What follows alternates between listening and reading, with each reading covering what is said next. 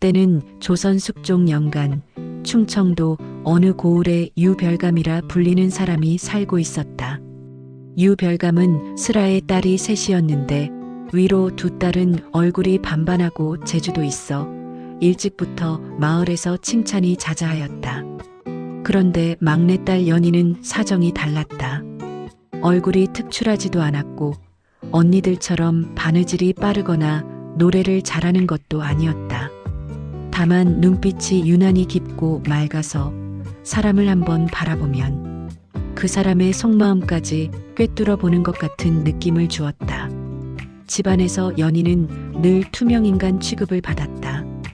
어머니는 위에 두 딸 혼사 챙기기에 바빠 연희에게는 눈길도 잘 주지 않았고 아버지 유별감은 저 아이는 나중에 어디다 시집이나 보내면 다행이지라고 입버릇처럼 말하였다.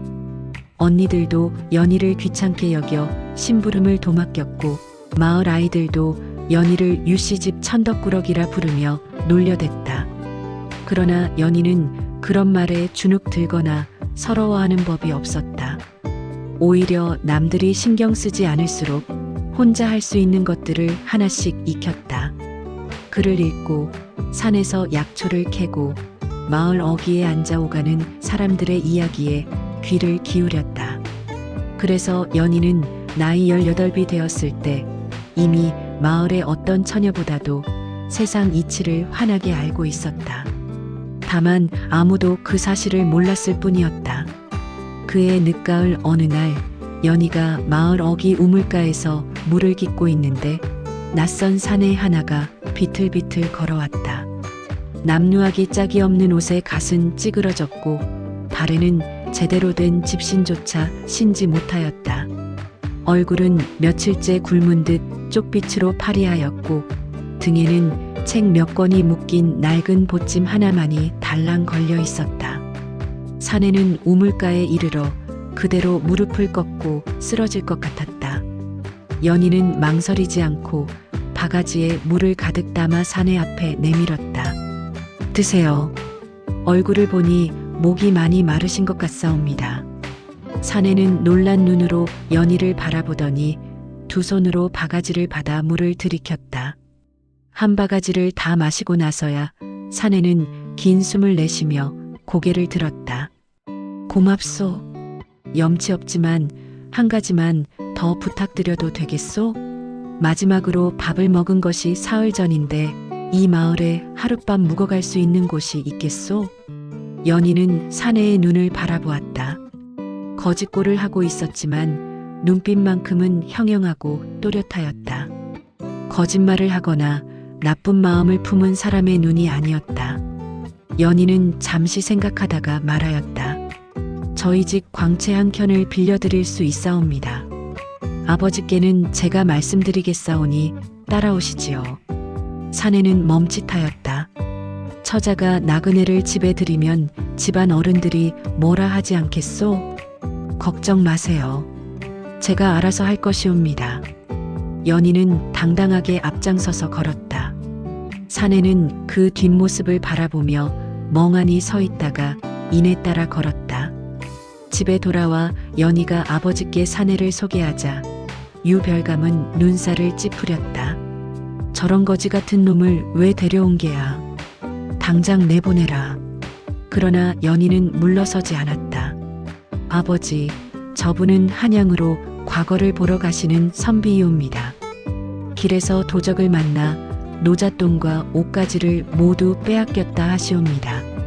사람이 굶어 쓰러지는 것을 보고도 모른 척하면 하늘이 어찌 보겠사옵니까?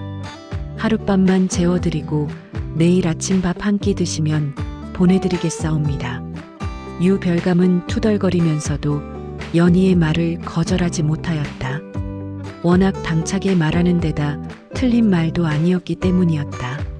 사내는 광채 한 귀퉁이에 자리를 잡았다. 그날 밤 연희는 부엌에서 밥을 지어 사내에게 가져다 주었다. 사내는 밥을 받아들고 잠시 말없이 앉아있다가 조용히 물었다. 아가씨는 왜 처음 보는 나그네에게 이리 잘해주시는 것이오?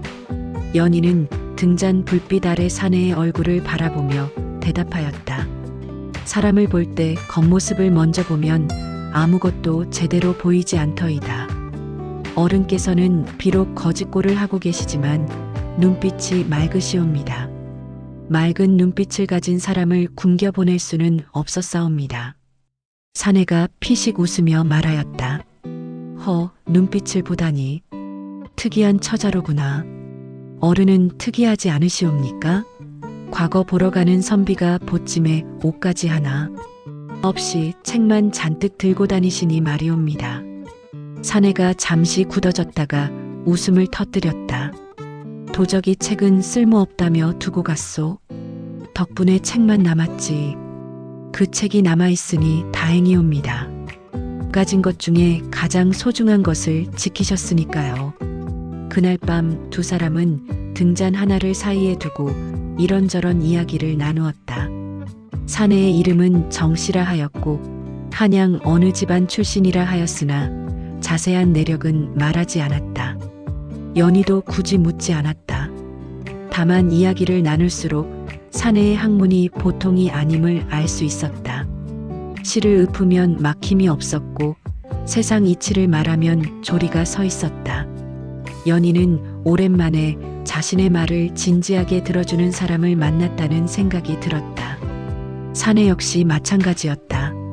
거지 신세의 나그네를 겉모습 하나로 판단하지 않고 오히려 눈빛으로 알아봐 주었던 처자. 박식하고 당찬데도 전혀 도도하지 않은 처자. 그는 오랫동안 혼자 걸어온 길이 문득 외로웠음을 그날 밤 처음으로 느꼈다. 이튿날 아침 연희는 밥상을 차려 사내에게 가져다 주었다. 사내는 밥을 먹고 나서 자리에서 일어나 허리를 굽혔다. 신세를 많이 졌소. 이 은혜는 반드시 갚겠소. 연희는 담담하게 말하였다. 은혜라 하시면 과분하옵니다. 부디 과거에서 좋은 성적을 거두시고 뜻하신 바를 이루시길 바라옵니다. 사내는 떠나려다 문득 발걸음을 멈추고 돌아보았다. 한 가지 여쭤봐도 되겠소?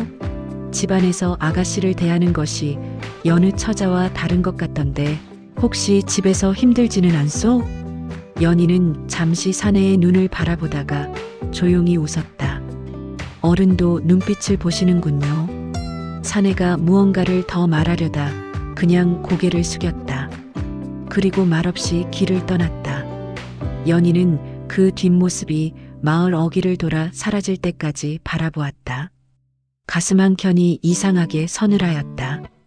그것이 서운함인지 아니면 처음 느껴보는 다른 무언가인지 연희 자신도 알 수 없었다. 그 후로 연희의 집안은 별다를 것이 없었다. 첫째 언니가 혼례를 올렸고 둘째 언니도 혼담이 오갔다. 유별감은 여전히 연희를 눈에 넣지 않았고 어머니도 마찬가지였다. 연희는 변함없이 마당을 쓸고 밥을 짓고 약초를 캤다. 그리고 봄이 지나 여름이 오고 여름이 지나 다시 가을이 찾아올 무렵이었다. 어느 날 아침 마을이 갑자기 소란스러워졌다. 관아에서 군졸들이 나와 온 마을을 돌아다니며 무언가를 알리는 것이었다. 마을 사람들이 하나둘씩 몰려나왔다. 암행어사 출두요. 그 소리와 함께 관아 마당에 위험 있는 행렬이 들어섰다. 새로 임명된 암행어사가 이 고을에 들렀다는 것이었다. 마을 사람들은 모두 긴장하여 납작 엎드렸다. 탐관오리가 많던 시절이라 암행어사의 등장은 누구에게나 두렵고도 엄중한 일이었다. 유별감도 황급히 관아로 불려갔다. 연희도 소식을 듣고 마을 어귀까지 나가 구경하였다. 그때였다. 관아 안에서 암행어사가 걸어 나오는데 연희는 그 얼굴을 보고 그 자리에 굳어버렸다. 지난 가을 우물가에서 만났던 그 사내였다. 찌그러진 각과 남루한 도포 대신 당당한 어사 복식을 갖추고 있었지만 형형한 눈빛은 조금도 변하지 않았다. 어사도 연희를 알아보았다. 그는 잠시 발걸음을 멈추었다. 두 사람의 눈이 잠깐 마주쳤다. 어사의 눈빛에 무언가가 스쳤다. 연희는 얼굴이 달아올랐지만 시선을 내리깔지 않았다. 어사는 이내 시선을 거두고 관아 마당으로 들어갔다. 그날 어사는 이 고을의 악덕 관리 몇 명을 처벌하고 억울한 백성들의 사정을 들어주었다. 일을 마치고 떠나기 전 어사는 유별감을 따로 불러 말하였다. 별감, 댁에 막내 따님이 있다 들었소. 그 아가씨가 지난 가을 굶어 쓰러지려던 나그네를 거두어 밥을 먹이고 하룻밤 재워주었소. 그 나그네가 바로 이 몸이었소. 유별감은 눈이 휘둥그레졌다. 예. 그 거지가 어사 나리이셨단 말이옵니까? 사람을 겉으로 보면 아무것도 보이지 않는다 하더이다. 따님이 그 말을 했소. 나는 그 말을 아직도 기억하고 있소. 유별감은 얼굴이 새빨개져서 어쩔 줄을 몰랐다.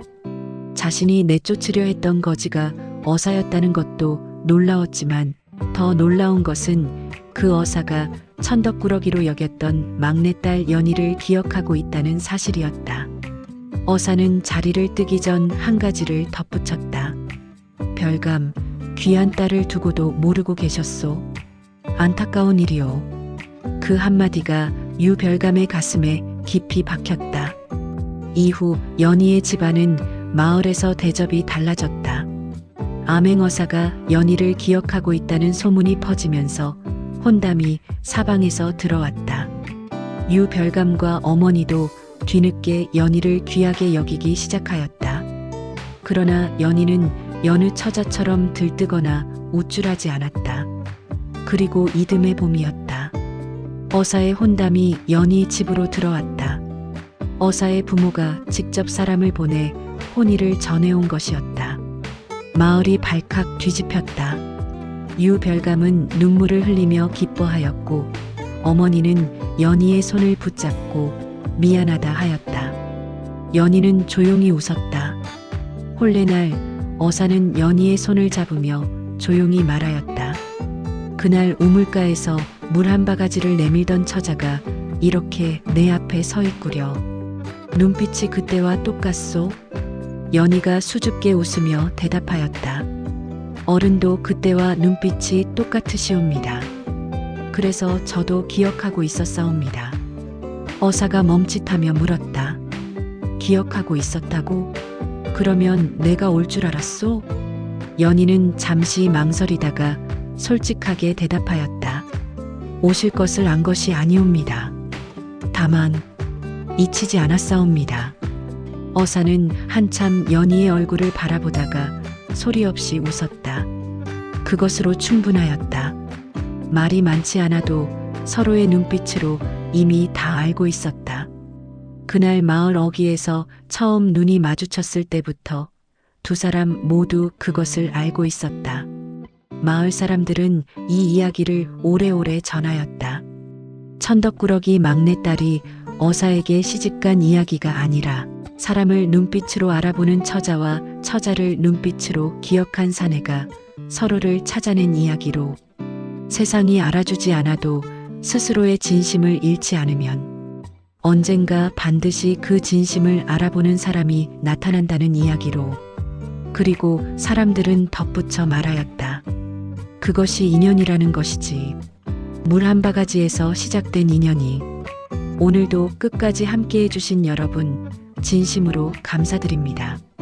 천덕꾸러기 막내딸 연희와 거지 선비의 이야기 어떠셨나요? 남들이 알아주지 않아도 자신의 진심을 잃지 않았던 연희처럼 우리도 누군가의 눈빛 하나에 위로받고 또 누군가에게 그런 눈빛이 되어줄 수 있지 않을까요? 물 한 바가지에서 시작된 작은 인연이 한 사람의 인생을 바꾸듯 오늘 여러분의 작은 친절도 누군가에게는 평생 잊지 못할 온기가 될 수 있습니다. 조선야담 채널에는 오늘 같은 따뜻하고 지혜로운 이야기들이 가득 준비되어 있습니다. 구독과 좋아요는 더 좋은 이야기를 만들어가는 가장 큰 힘이 됩니다. 아직 구독 안 하신 분들은 지금 바로 구독 버튼 눌러주시고 알림 설정까지 해두시면 새 이야기를 가장 먼저 만나보실 수 있습니다. 다음 이야기에서 또 만나요. 조선야담이었습니다.